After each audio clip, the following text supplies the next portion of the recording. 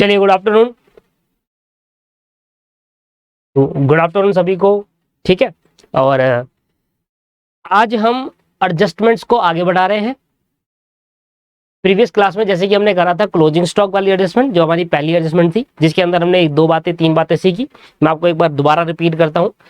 मैंने कहा था कोई भी एडजस्टमेंट अगर एडिशनल इंफॉर्मेशन में दे रखी है, उसके दो इफेक्ट होंगे, एक डेबिट इफेक्ट होगा, एक क्रेडिट इफेक्ट होगा। मैंने आपको यह कहा था कि अगर कोई भी ट्रांजैक्शन या कोई भी आइटम ट्रायल बैलेंस के अंदर होता है, उसके एक इफेक्ट होते हैं, और सिंगल इफेक्ट हमें करना होता है प्रॉफिट एंड लॉस अकाउंट या फिर बैलेंस शीट के अंदर सिंगल इफेक्ट देना होता है, उसके डबल इफेक्ट नहीं होते। जो ट्रायल बैलेंस के नीचे अगर इंफॉर्मेशन दे रखी है, उन सभी ट्रांजैक्शंस के डबल इफेक्ट होंगे और ट्रायल बैलेंस वाली आइटम्स के सिंगल इफेक्ट होंगे। इसका मैंने आपको लॉजिक भी दिया था और आज फिर से मैं इसका लॉजिक आपको दूंगा। ट्रायल बैलेंस वाली आइटम के सिंगल इफेक्ट इसलिए होते हैं क्योंकि एक इफेक्ट ट्रायल बैलेंस में डालने से ही हो जाता है। जैसे हम ट्रायल बैलेंस में वो आइटम डालते हैं, इफेक्ट हो चुका होता है, इसलिए हमें एक ही करना होता है। जबकि अगर कोई ट्रायल बैलेंस से बाहर अगर आपको डाटा दे रखा है, एडजस्टमेंट दे रखी है, उसके दो इफेक्ट होते हैं क्योंकि उसमें एक भी नहीं हुआ होता। सेकंड एडजस्टमेंट स्टार्ट करने से पहले वो खर्चे की एडजस्टमेंट है, इसलिए मैं आपको कुछ बातें बता रहा हूं। मैं आपको बेसिक में ही बताया था, पर फिर से एक बार रिपीट करेंगे। एक्सपेंस की हमारी तीन स्टेज होती है दोस्तों। एक्सपेंस की हमारी तीन स्टेज होती है। एक्सपेंस अगर जो खर्चा है, मान लो इस साल का खर्चा है, मुझे रेंट पे करना है इस साल, और मैंने ये खर्चा इस साल पे भी कर दिया है। जिस साल मैंने खर्चा पे करना था, उस साल अगर मैंने खर्चा पे कर दिया, तो खर्चा अगर टाइम पर पे करना था और आपने टाइम पर पे कर दिया, तो ऐसे खर्चे को खर्चे नाम से शो करते हैं अपने बुक्स ऑफ अकाउंट में। Expense paid on time, paid on time. अगर आपने कोई खर्चा टाइम पर पे करा, भाई मुझे इस साल का रेंट पे करना था, मैंने इस साल का रेंट पे कर दिया, तो ऐसे खर्चे को क्या कहा जाएगा? ऐसे खर्चे को खर्चा कहा जाएगा, एक्सपेंस कहा जाएगा। ऐसे एक्सपेंस को क्या नाम देंगे? एक्सपेंस नाम देंगे।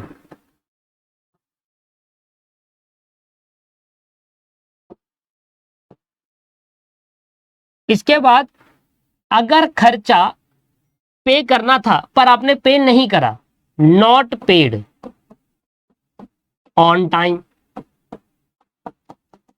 भाई मुझे इस साल का रेंट पे करना था दोस्तों, और मैंने इस साल का रेंट पे नहीं करा। मान लो मेरे को इस साल का रेंट पे करना था 1,00,000 रुपए, और मैंने आपको इस साल का रेंट पे नहीं किया, तो वो खर्चे जो आपको पे करने थे और आपने पे नहीं करे, ऐसे खर्चे को खर्चे नहीं कहते, ऐसे खर्चे को कहते हैं आउटस्टैंडिंग एक्सपेंस।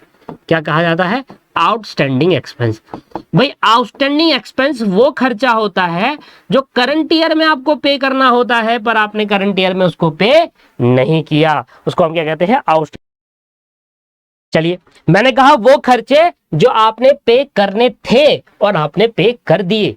भाई मेरे को इस साल का रेंट पे करना था अपने बिजनेस का, अपनी फैक्ट्री का, मैंने इस साल का रेंट पे भी करा, तो ऐसे खर्चे को खर्चा कहा जाएगा, रेंट पेड ऐसा कहा जाएगा। पर मैंने इस साल का रेंट पे करना था, मैंने पे नहीं किया।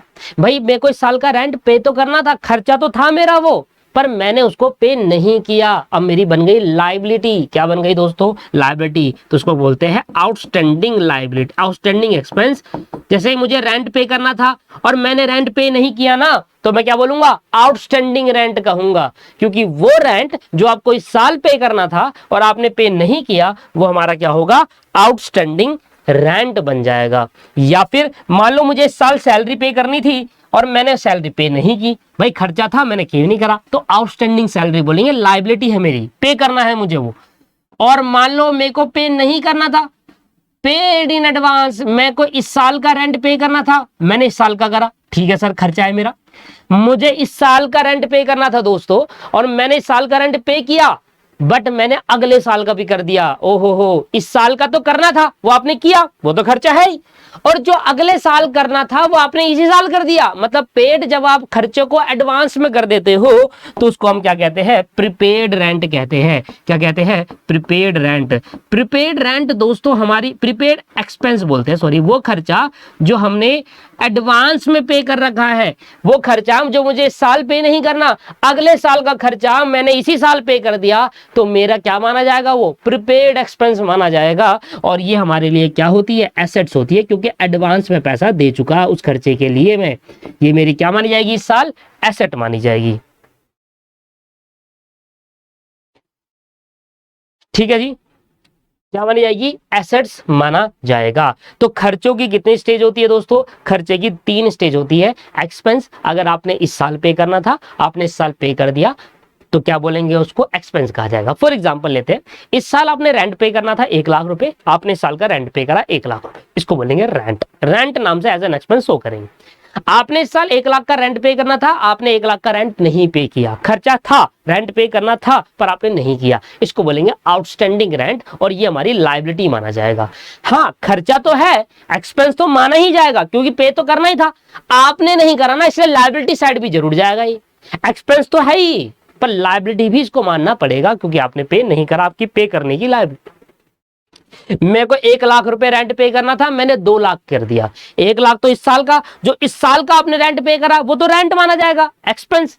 जो आपने अगले साल का भी रेंट पे कर दिया उसको प्रीपेड रेंट बोलेंगे, और प्रीपेड रेंट हमारी एसेट्स माना जाएगा, वो हमारा इस साल का खर्चा नहीं है सर, एक्सपेंस नहीं है इस साल का हमारा, वो तो अगले साल का खर्चा था, मैंने इसी साल पे कर दिया, that is called prepaid rent, और ये हमारी एसेट साइड में जाएगा।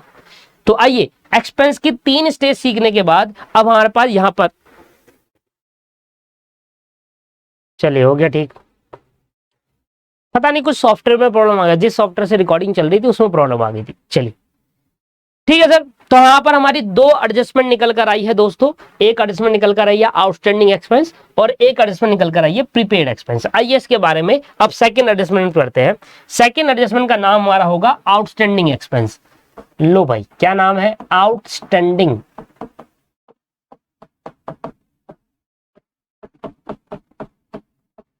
एक्सपेंस। आउटस्टैंडिंग एक्सपेंस वो खर्चा जो आपको इस साल पे करना था पर आपने इस साल उसको पे नहीं किया, वो एक्सपेंस जो इस साल पे करना था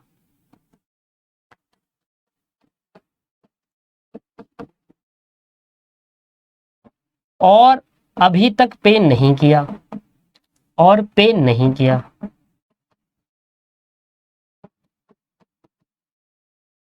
ऐसे एक्सपेंस को आउटस्टैंडिंग एक्सपेंस कहनी है। आउटस्टैंडिंग एक्सपेंस, O/S का मतलब हो गया आउटस्टैंडिंग एक्सपेंस। वो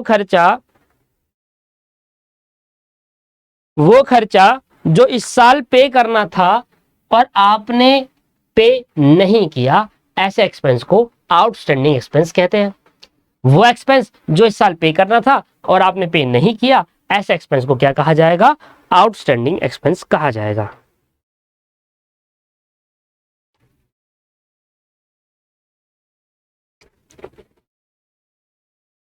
ठीक है जी, ये तो मैं आपको पहले ही बता चुका।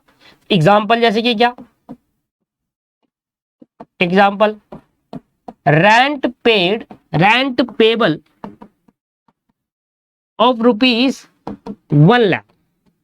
आपने 1 लाख का रेंट पे करा but not paid.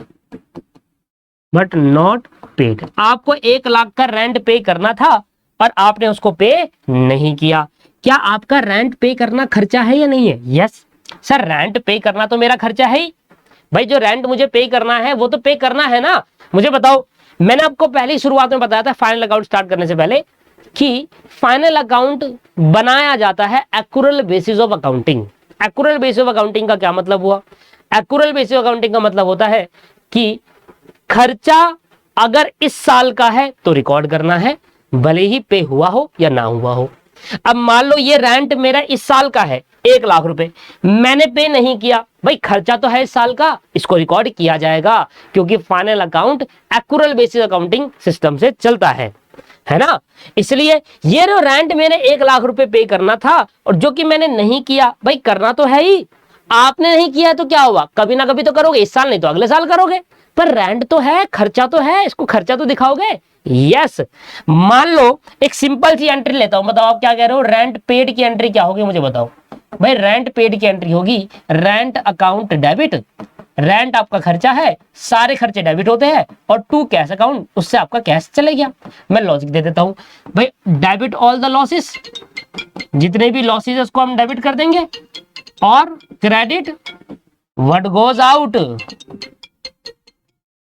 Credit what goes out. Credit what goes out.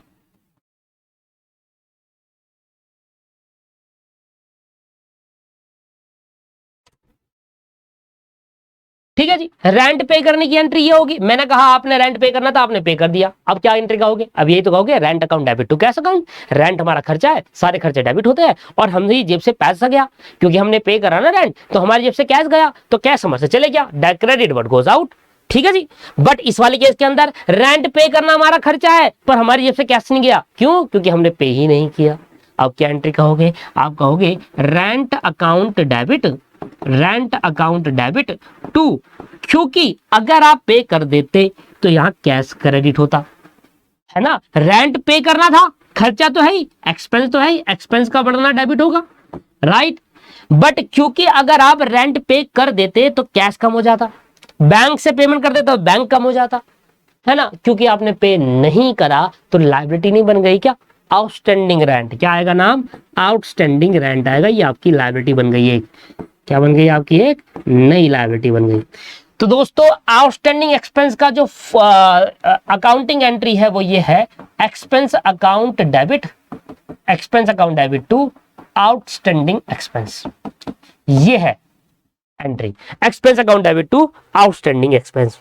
बताइए इसमें यहां तक कोई प्रॉब्लम है तो मुझे बताइए, यहां तक क्लियर है सभी को? जब मर्जी पूछ लीजिए।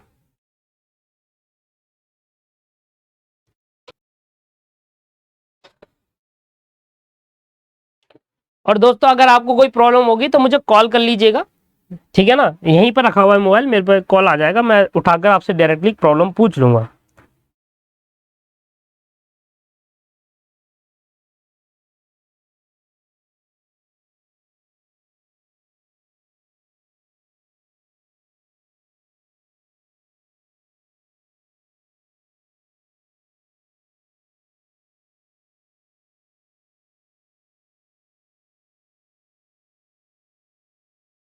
ठीक है जी। अच्छा, तो outstanding expense account debit to, sorry, expense account debit to outstanding expense, हमारी ये एंट्री होगी दोस्तों।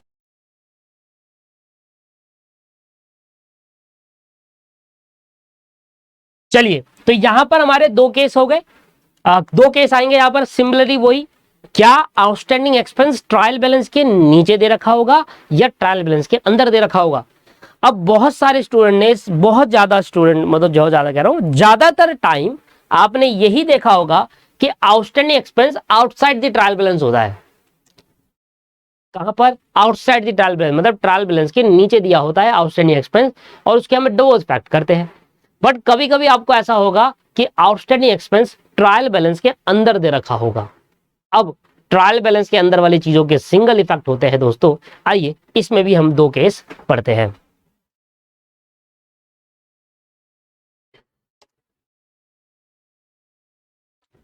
चलिए, इतनी बात आपको क्लियर हो गई। आ जाइए, हम वो दो केस पढ़ने जा रहे हैं आउटस्टैंडिंग एक्सपेंस के related. Case number 2, case number पहले 1 पढ़ेंगे। केस नंबर 1 बिलोंग करता है when outstanding expense is not shown in trial balance, when outstanding expense is not shown in trial balance। भाई आउटस्टैंडिंग एक्सपेंस ट्रायल बैलेंस के अंदर show नहीं हो रहा, it mean it is a part of adjustment, it mean it is a part of adjustment.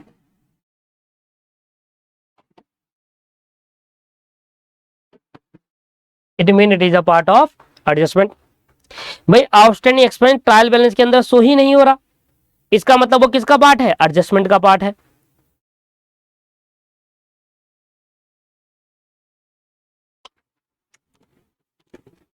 ठीक है, अब मेरी बात सुनो, इसके दो इफेक्ट होंगे। पहला इफेक्ट होगा profit and loss, trading and PNL account में।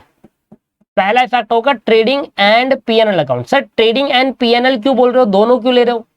क्योंकि भाई ये डिपेंड करता है ना कौन सा खर्चा है। भाई ऐसा भी तो हो सकता है वो खर्चा जो ट्रेडिंग में आना था उसका आउटस्टैंडिंग एक्सपेंस है, जैसे कि वेजेस।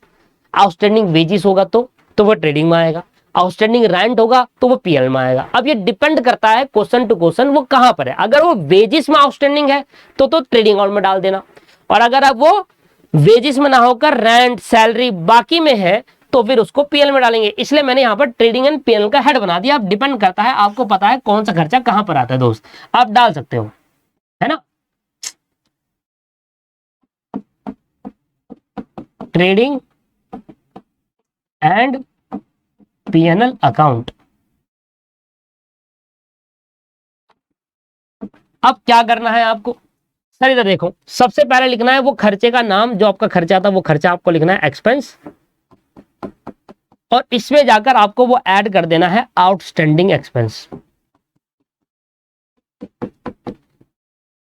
अब मुझे एक बात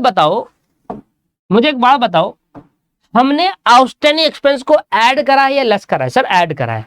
अच्छा मुझे बताओ, ऐड करने से ये ऊपर वाला अमाउंट बढ़ गया होगा या कम हो गया होगा? बढ़ गया होगा, है ना। ऐड करने से ऊपर वाला अमाउंट बढ़ गया, मतलब आउटस्टैंडिंग एक्सपेंस को ऐड करने से ये वाला अमाउंट बढ़ गया, मतलब यहां पर जो अमाउंट आएगा वो इन दोनों का जोड़ कर आएगा, मतलब ये ऊपर वाले अमाउंट को बढ़ा रहा है। ऊपर वाला अमाउंट का नेचर क्या है? डेबिट, तो और प्लस करने पे और डेबिट नहीं हो गया, तो ये कौन सा इफेक्ट हो गया? डेबिट इफेक्ट हो गया सर।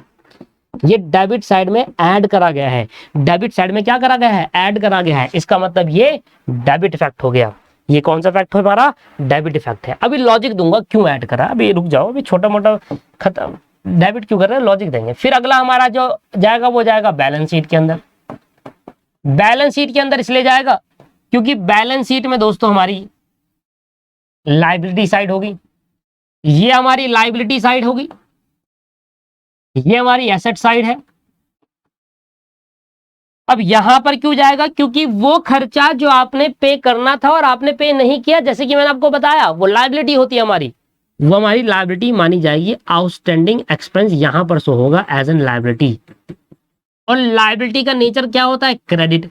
तो लायबिलिटी साइड में जो भी आइटम लिखे जाएंगे उन सभी का नेचर क्रेडिट होगा, इसका मतलब ये हो गया क्रेडिट इफेक्ट।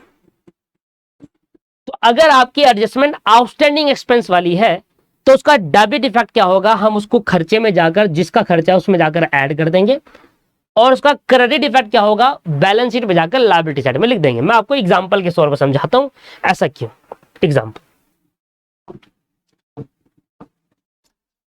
एग्जांपल देखो,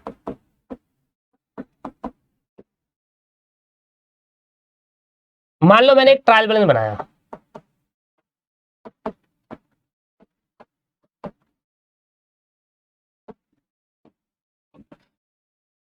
यहां कैश है 2 लाख रुपए, ये कैपिटल है 3 लाख रुपए की, ये रेंट हो गया 1 लाख रुपए का, ठीक है, बराबर कर दिया। रेंट पेबल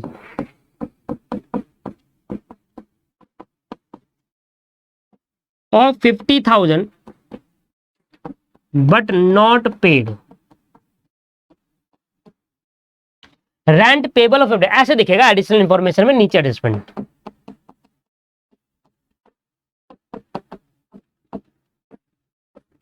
मैंने 50,000 का रेंट और पे करना था इस साल और मैंने वो पे नहीं किया।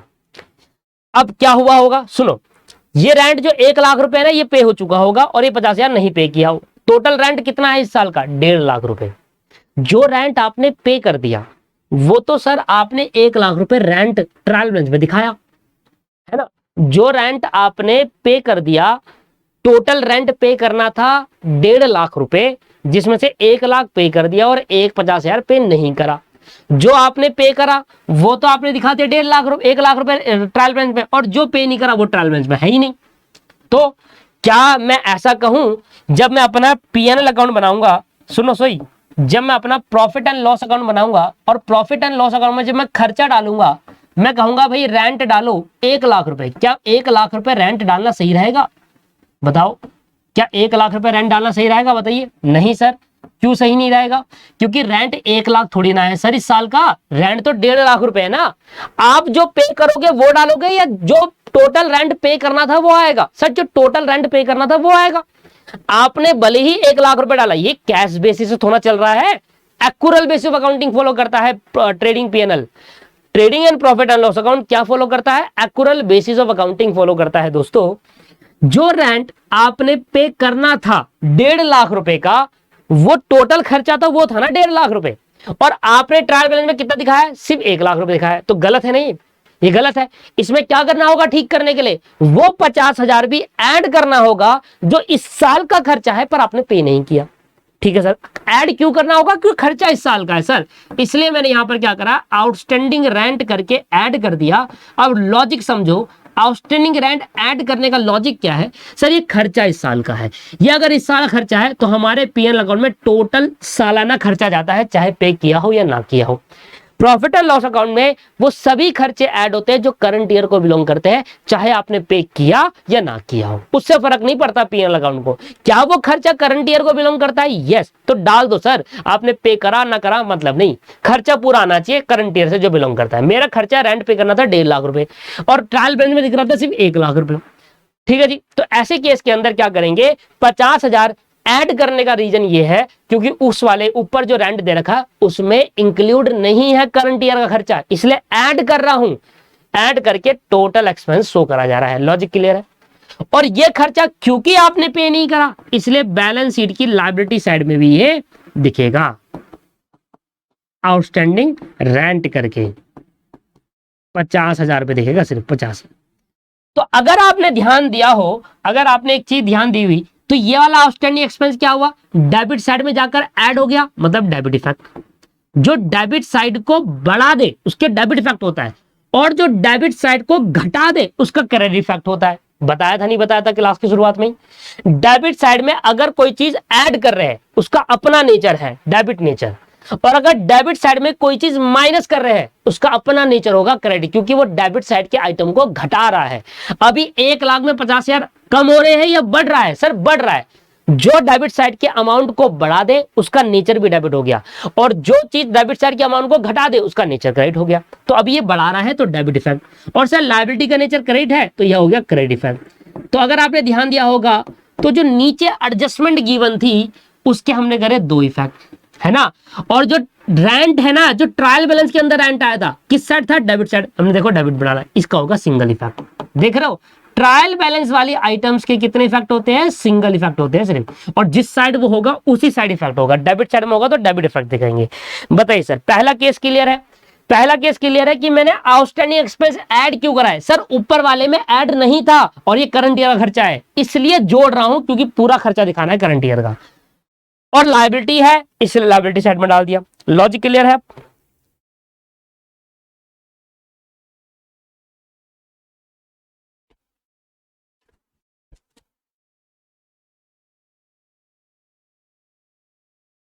पर कभी कभी दोस्तों ऐसा होता है, जैसे कि मैंने कहा कभी कभी ऐसा होता है आउटस्टैंडिंग एक्सपेंस ट्रायल बैलेंस के अंदर भी होता है। अब ये वाला जो ट्रीटमेंट है ये आपको हर जगह दिखाएगा, पर सर ये वाला ट्रीटमेंट हर जगह नहीं दिखता। कौन सा वाला? जो ट्रायल बैलेंस के अंदर होता है। व्हेन, केस नंबर 2 लिख रहा हूं, case number 2, when trial balance, when trial balance कह रहा हूं, when outstanding expense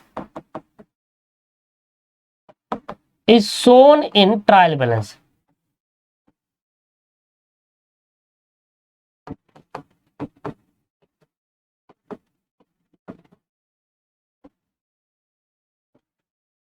When outstanding expense is shown in trial balance.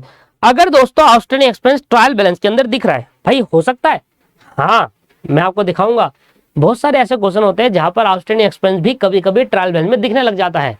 अभी मेरा आउटस्टैंडिंग एक्सपेंस कहां दिखा था पिछले क्वेश्चन में? एग्जांपल में देखो, ये देखो एडिशनल इन्फॉर्मेशन में दिखा था यहाँ पर कि हाँ रेंट पेबल 50,000 करना था, नहीं करा, करंट ईयर से बिलोंग कर रहा है। अब यहां दिखेगा आउटस्टैंडिंग एक्सपेंस। चलिए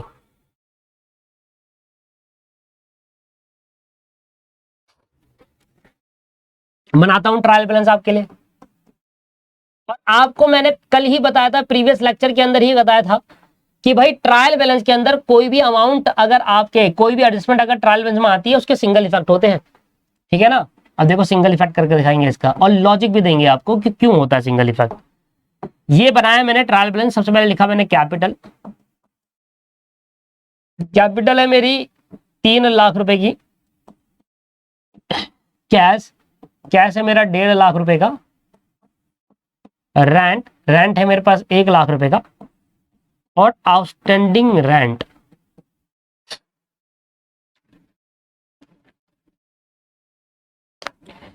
सॉरी आउटस्टैंडिंग रेंट है मेरा 1.5 लाख रुपए का और आउटस्टैंडिंग रेंट है मेरा 50,000 का।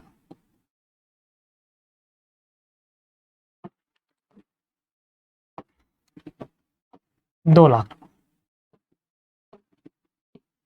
मैच कर, ये आ गया 3.5 लाख रुपए, ये भी आ गया 3.5 लाख रुपए। अब देखो यहां पर क्या दिख रहा है, अब यहां पर वो कह रहा है कि जो आउटस्टैंडिंग रेंट है ना वो आपका ट्रायल बैलेंस में दिख रहा है, दिख रहा है नहीं दिख रहा?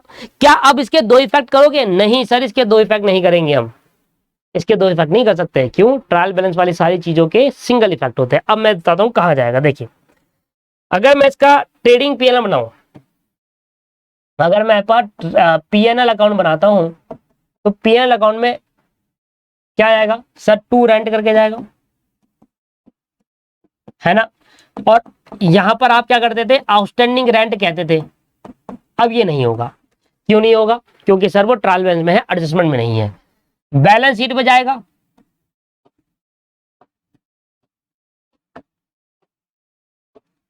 ये लायबिलिटी थी, बैलेंस शीट में जाएगा, यहां पर जाएगा आउटस्टैंडिंग रेंट, ये ठीक है 50,000। अब पता है ऐसा क्यों हुआ कि बैलेंस शीट में तो गया पर रेंट यहां पर नहीं गया। क्यों? क्योंकि यहां पर रेंट 1.5 लाख रुपए हो गया ऑलरेडी। आप ट्रायल बैलेंस में चेक करो, जैसे ही मैंने आउटस्टैंडिंग रेंट की क्या है, नेचर क्या है इसका? आउटस्टैंडिंग रेंट का नेचर क्या है? लायबिलिटी है ना, क्रेडिट नेचर का है। तो और आपको पता है ट्रायल बैलेंस के अंदर आइटम नेचर के हिसाब से जाते हैं। Outstanding rent is a liability, वो रेंट जो पे करना था आपने नहीं किया, वो आपकी लायबिलिटी है, क्रेडिट नेचर का, क्रेडिट में जाएगा। जैसे ही 50,000 रुपए मैंने यहां डाले, जैसे ही मैंने 50,000 डाला, उतना मुझे डेबिट साइड भी बढ़ाना पड़ेगा। मैं आपको दोबारा दिखाता हूं मैंने कैसे ये बनाया।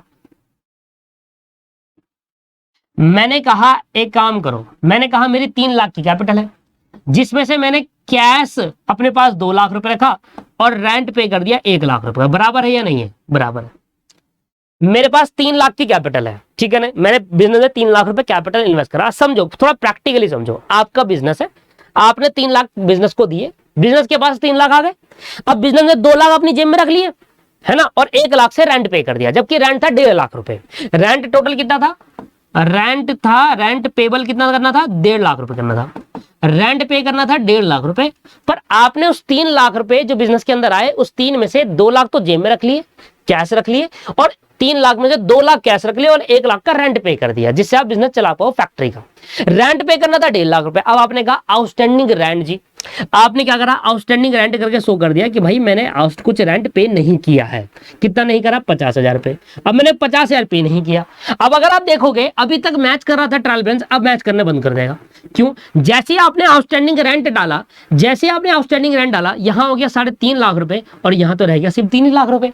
तो क्या होता है, जैसे आप आउटस्टैंडिंग रेंट 50,000 रुपए क्रेडिट साइड में डालते हो, तो हमें उतने अमाउंट से डेबिट साइड बढ़ाना पड़ता है।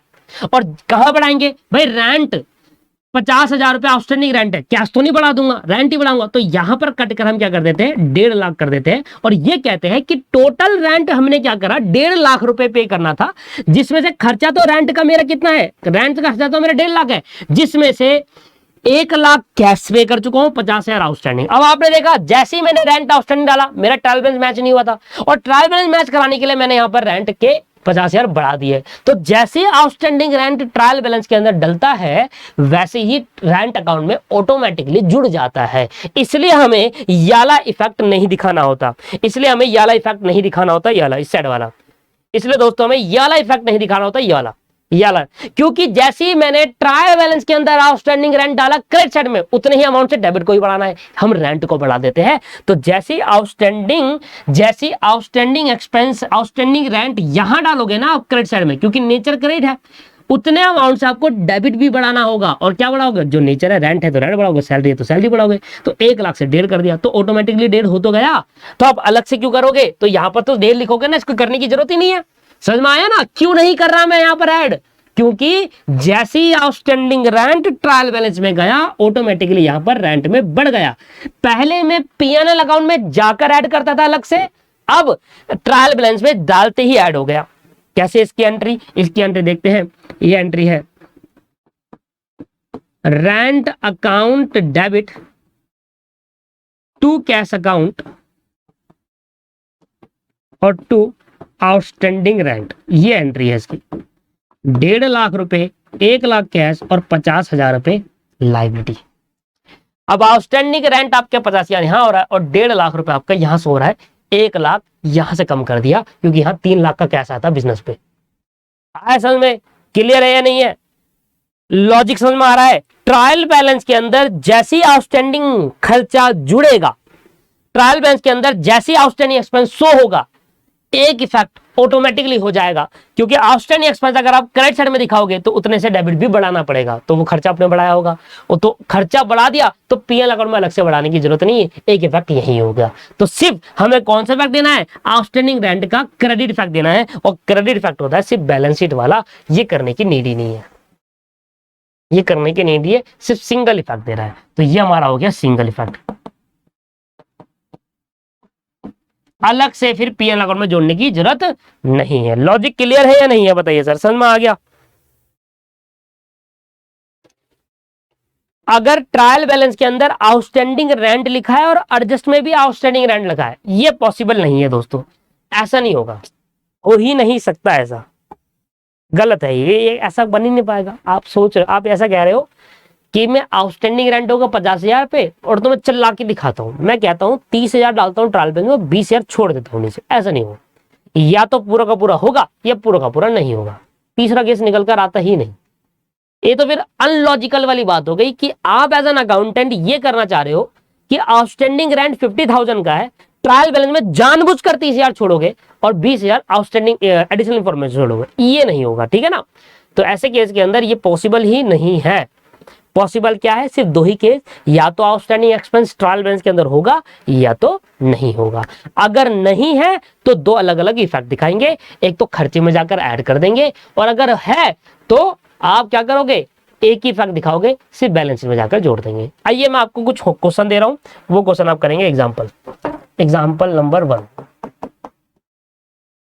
मैं आपको यहीं पर, मैं आपको यही कॉन्सेप्ट में ही आपका कॉन्सेप्ट स्ट्रॉन्ग बना दूंगा, उसके बाद आप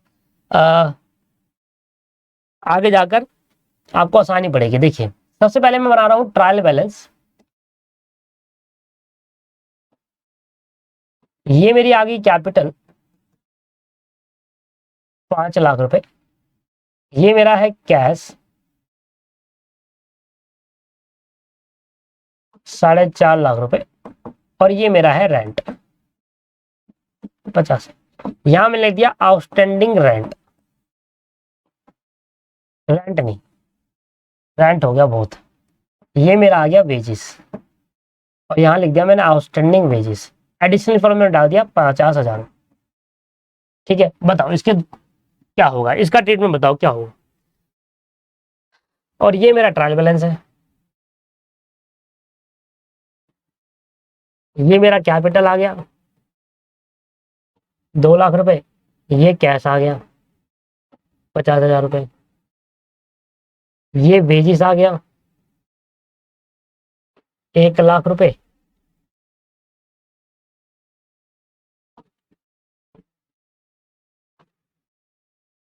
2 लाख का वेजिस, और ये आउटस्टैंडिंग वेजिस आ गया 50,000। 2.5 लाख, 2.5। बताइए सर,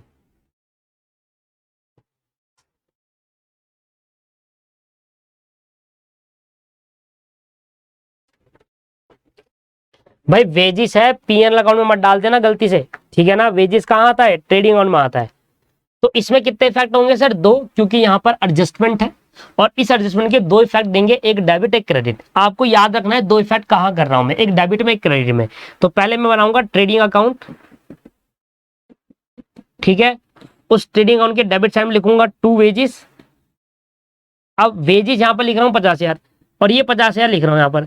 तो इस 50,000 में क्या है? वो खर्चा नहीं जुड़ रखा जो खर्चा पे नहीं हुआ है। मतलब टोटल वेजेस मुझे पे करनी थी 1 लाख रुपए की, क्योंकि 50,000 पे कर चुका हूं वही ऐड है, मुझे और 50,000 और जोड़ना है क्योंकि जो पे नहीं करा वो भी आएगा, क्योंकि खर्चा हमें शो करना है इस साल का, ठीक है ना। तो यहां पर मैं क्या करूंगा, आउटस्टैंडिंग वेजेस जोड़ दूंगा 50,000 रुपए, और ये मेरा कौन सा फैक्ट हो जाएगा दोस्तों, ये मेरा हो जाएगा डेबिट इफेक्ट। फिर मैं बनाऊंगा बैलेंस शीट, और बैलेंस शीट की लायबिलिटी साइड में लिख दूंगा आउटस्टैंडिंग वेजेस, और ये मेरा हो जाएगा क्रेडिट इफेक्ट।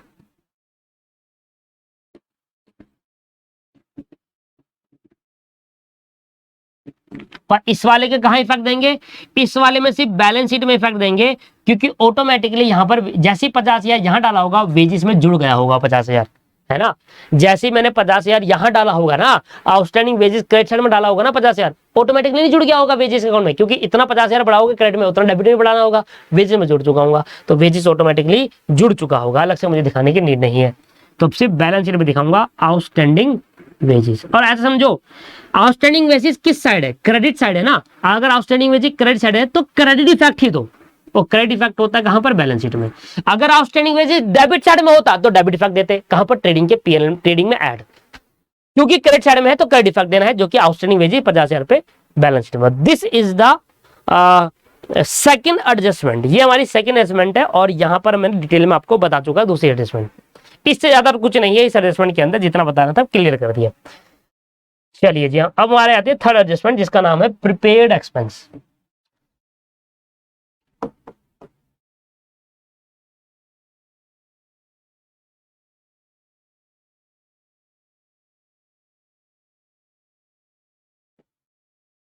मैं पूरे कॉन्सेप्ट में बहुत टाइम लगाता हूँ, कॉन्सेप्ट सिखाने में आपको बहुत समय लगाऊंगा, और जब आपको क्वेश्चन करना होगा ना, ज्यादा समय नहीं लगाऊंगा, क्योंकि मैं ऑलरेडी वहां नहीं बताऊंगा बिल्कुल भी कॉन्सेप्ट। एक बात का ध्यान रखिएगा, मेरे से अगर पढ़ने का तरीका है तो पढ़ने का तरीका क्या है, अगर कोई चैप्टर 20 क्लास में खत्म हो रहा है ना, तो 15 क्लास जी जान से पढ़ा दूंगा आपको मैं, 15 क्लास कॉन्सेप्ट की होगी और कॉन्सेप्ट जी जान से पढ़ा दूंगा। तो आखिरी की 5 क्लास जब क्वेश्चन कराऊंगा ना, एक भी कॉन्सेप्ट नहीं बताऊंगा ऐसा क्यों ऐड हुआ, क्यों लेस हुआ, ये क्यों ऐड कर रहे हैं यहाँ पर, क्यों लेस कर रहे हैं, क्योंकि 15 क्लास में झक थोड़ा ना मारी थी हमने, यही तो करा था 15 क्लास के अंदर, भाई क्यों ऐड कर रहे हैं, क्यों लेस कर रहे हैं।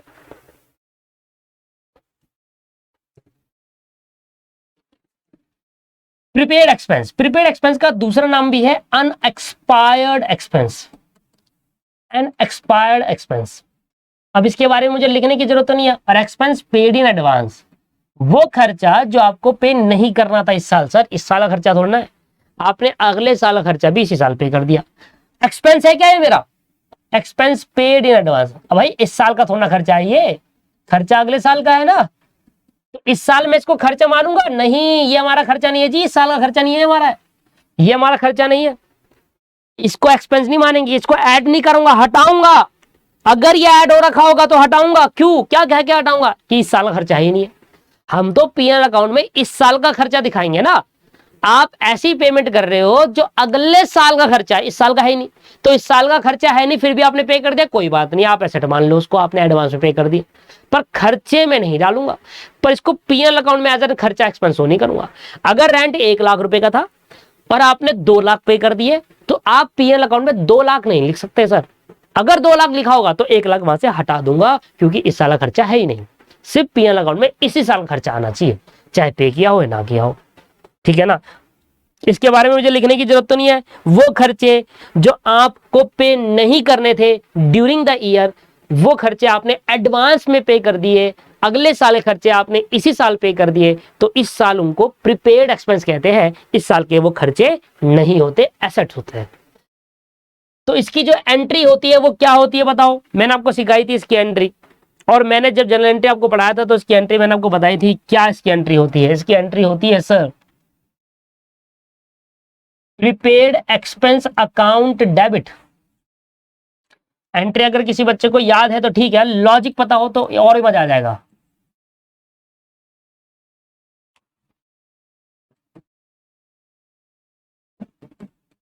Prepaid expense account debit to expense account, ये होती है इसकी एंट्री। प्रीपेड एक्सपेंस को डेबिट इसलिए करा क्योंकि वो हमारी एसेट्स है। अब ये सोचो खर्चे को क्रेडिट क्यों करा है, ये तो खर्चा तो एक्सपेंस है, एक्सपेंस तो डेबिट होना चाहिए, मैंने इसको क्रेडिट क्यों करा है, ये सोचिए। तो सोचा आपने कैंसिलेशन ऑफ एक्सपेंस, यही बताया था मैंने आपको बेसिक क्लास के अंदर। बेसिक की क्लास नहीं देखी कोई बात नहीं, यही बता देता हूं, cancellation of expense. Basic class जिस बच्चों ने नहीं देखी कोई बात नहीं, मैं यही आपको सिखा देता हूं ऐसा क्यों होता है। एग्जाम्पल सुनो, मान लो आपको सैलरी पे करनी थी, सैलरी पेबल, आपको सैलरी 50,000 रुपए पे करनी थी for current year, CY for current year. Salary आपको 50,000 पे करनी थी, बट सैलरी पेड कितनी पे कर दी सर? 1,00,000 रुपए पे कर दी।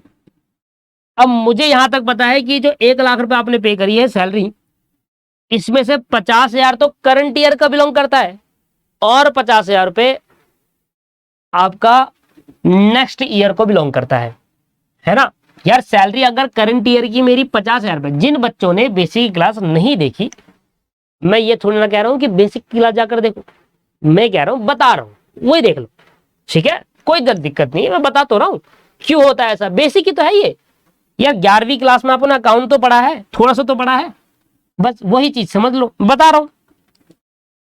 जब बेसिक पढ़ाया जाएगा, बेसिक पढ़ोगे तब पढ़ लेना आप वहां पर भी फिर से। सैलरी आपने 1,00,000 पे कर दी। अब यहां 1,00,000 पे करने का लॉजिक क्या है? लॉजिक ये है कि जो सैलरी आपने 1,00,000 पे करी है उसमें 50,000 करंट ईयर का होगा और 50,000 नेक्स्ट ईयर का होगा। अब आपने क्या कर दिया, जब आपने सैलरी पे करी तो आपने एक एंट्री पास कर दी, और ये एंट्री पास पता क्या कर दी? गलत कर दी एंट्री पास करी, salary account debit to cash account. आपने ये एंट्री पास कर दी, salary account debit to cash account 1,01,000। आपने पूरे 1,00,000 रुपए की सैलरी को, पूरे 1,00,000 रुपए को आपने सैलरी मान लिया। क्या ये पूरा 1,00,000 रुपए करंट ईयर की सैलरी है? नहीं सर, सर करंट ईयर की सैलरी तो सिर्फ 50,000 है, और आपने एंट्री में क्या कर दिया? पूरा 1,00,000 कर दिया। गलत हो गया नहीं होगा? यस। तो हम क्या करते हैं, इस गलती को करते हैं ठीक, इसलिए इनको एडजस्टमेंट कहा जाता है। इसलिए इनको क्या कहा जाता है? Adjustment. Prepaid expense is an adjustment entries, इनको एडजस्टमेंट एंट्री कहा जाता है, ठीक है ना। इसलिए कहा जाता है क्योंकि इनको गलतियों को ठीक करने के लिए भी होती है ये। सैलरी 1,00,000 रुपए नहीं है सर, सैलरी जो हमारा खर्चा है, सैलरी अगर मैं डेबिट कर रहा हूं मतलब ये एक्सपेंस मान रहा हूं। सर एक्सपेंस तो 50,000 ही है करंट ईयर का, आपने 1,00,000 कैसे शो कर दिया? गलत कर दिया। अब ठीक करने के लिए क्या करना होगा? इस सैलरी को क्रेडिट करना होगा ना भाई। जो चीज आपने डेबिट साइड में 50,000 ज्यादा दिखा दी, ठीक करने के लिए 50,000 क्रेडिट करना होगा। कम कर दो भाई, 1,00,000 रुपए आपने ज्यादा दिखा दिया जबकि 50 आना था, तो 50,000 एक्स्ट्रा है ना डेबिट साइड में, डेबिट साइड को कम करने के लिए आपने क्रेडिट कर दिया। और कहां दिखाना था फिर? सैलरी नहीं दिखाना था, तो उस 50,000 को कहां दिखाना था? जो एडवांस पे करा है उसको प्रीपेड नाम से दिखाना था आपको। आपने सैलरी नाम से दिखा दिया, प्रीपेड सैलरी नाम से दिखाना था 50,000। समझ में आया? अब ये एंट्री और ये एंट्री देखो, prepaid salary account debit to salary account. अब समझ में आया कि प्रीपेड सैलरी हमारी एसेट है जो कि आपने खर्चा मान लिया था। इससे पहले एक एंट्री और करी होगी, उसमें आपने प्रीपेड एक्सपेंस को एक्सपेंस ले लिया होगा, इसलिए एक्सपेंस को कैंसिल कर रहा हूं और प्रीपेड एक्सपेंस बना रहा हूं। अगर आप डायरेक्टली ये एंट्री करते हैं ना, क्या आप कहते हैं भाई सैलरी अकाउंट डेबिट,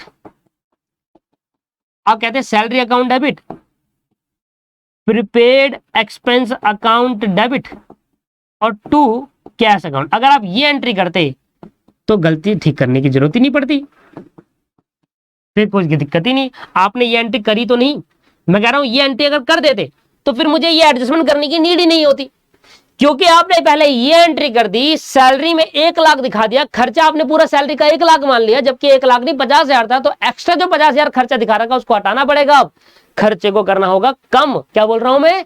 खर्चे को कम करना होगा। इसलिए जब मैं दोस्तों पीएनएल अकाउंट बनाऊंगा ना, जब मैं पीएनएल अकाउंट बनाऊंगा तो मेरे ट्रायल बैलेंस में भी सैलरी कितना दिख रहा होगा? मेरे ट्रायल बैलेंस में सैलरी 1,00,000 ही दिख रहा होगा, जितनी की मैंने एंट्री पास करी थी, यही दिख रहा होगा मेरी सैलरी में 1,00,000 रुपए। जबकि ये गलत है। क्या गलत है? आपने देखा कि 1,00,000 नहीं है करंट ईयर की सैलरी। सर करंट ईयर की सैलरी तो 50 है, तो जो एक्स्ट्रा 50 है ना वो आप हटा दो। एक्स्ट्रा 50 क्या हटाओगे? सर माइनस कर दोगे क्या? प्रीपेड सैलरी जो नेक्स्ट ईयर की बिलोंग कर रही है उसको हटा दो। भाई आप आप इस साल के प्रॉफिट एंड लॉस अकाउंट में इसी साल का खर्चा दिखाना होगा, आप अगले साल का तो दिखाओगे नहीं। तो आपने 1 लाख के अंदर इस 1 लाख में अगले साल का भी जोड़ रखा था खर्चा, मैंने वो हटा दिया, तो अब मैं 50,000 रुपए शो करूंगा जो कि करंट ईयर का है। बताइए लॉजिक क्लियर है या नहीं है? और क्योंकि आपने एडवांस में अगले साल का खर्चा पे कर दिया है, इसलिए यहां पर एसेट साइड में दिखा देना आप क्या, प्रीपेड सैलरी करके, और ये आपकी एसेट्स। अब मेरी बात सुनो, जो आपने एसेट साइड में दिखाया ना, ये आपका डेबिट इफेक्ट हो गया। सर ये कौन सा इफेक्ट है? ये आपका डेबिट इफेक्ट हो गया, ये हो गया debit effect.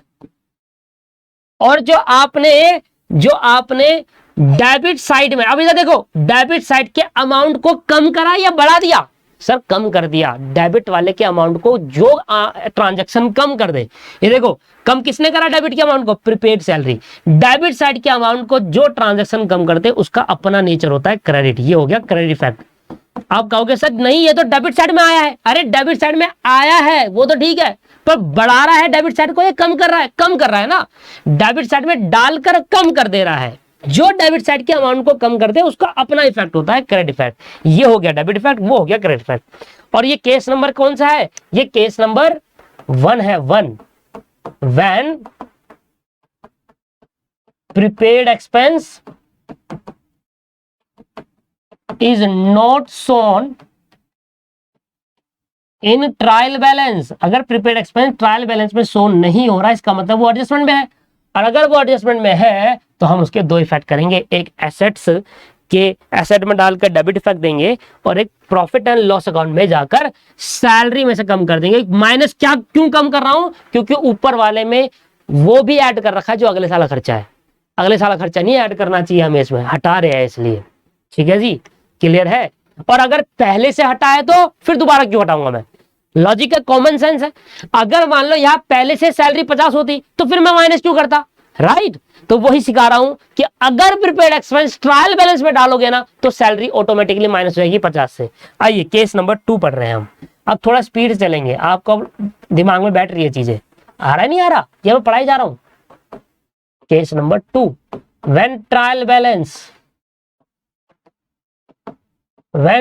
Balance is shown, तो यार when prepaid expense is shown in trial balance, when prepaid expense is shown in trial balance, अगर prepaid expense ट्रायल बैलेंस के अंदर शो हो रहा है, इसका मतलब कैसा होगा?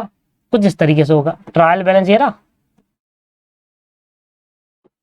अब मैंने यहां पर बनाया, सबसे पहले लिख दिया मैंने, मान लो कैपिटल है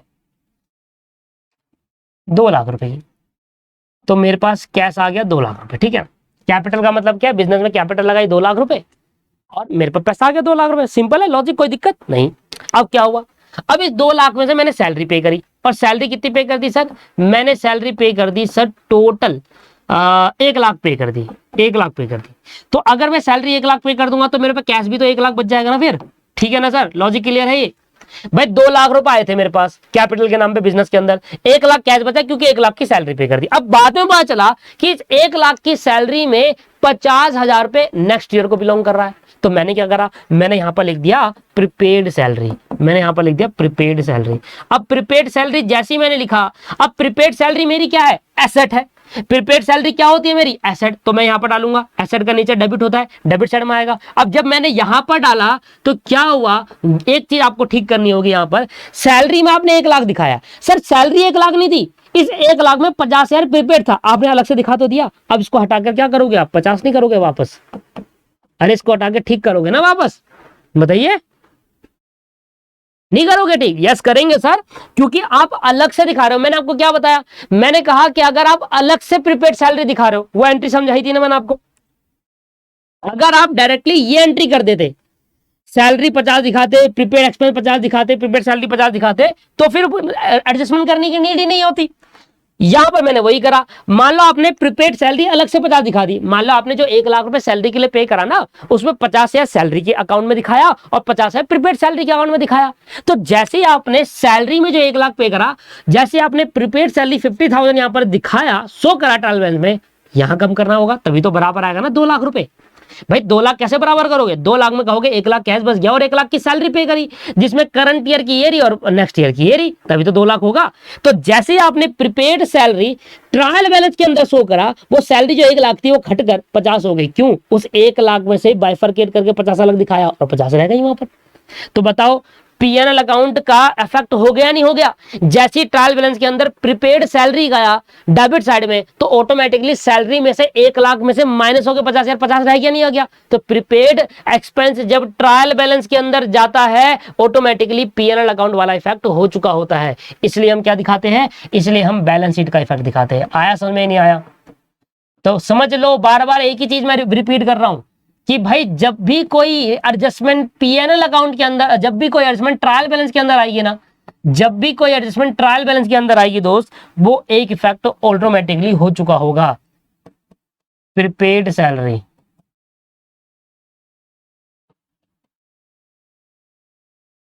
कितना आएगा? 50,000। और जब आप पीएनएल अकाउंट बनाओगे, ये प्रीपेड सैलरी देखो यहां गया 50,000 रुपए, और जब पीएनएल अकाउंट बनाओगे तो ये 50,000 यहां जाएगा पीएनएल अकाउंट के अंदर, टू सैलरी 50। क्या दिक्कत है बताइए सर? समझ में आया नहीं आया? दोनों केस, केस नंबर 1 और केस नंबर 2 क्लियर है?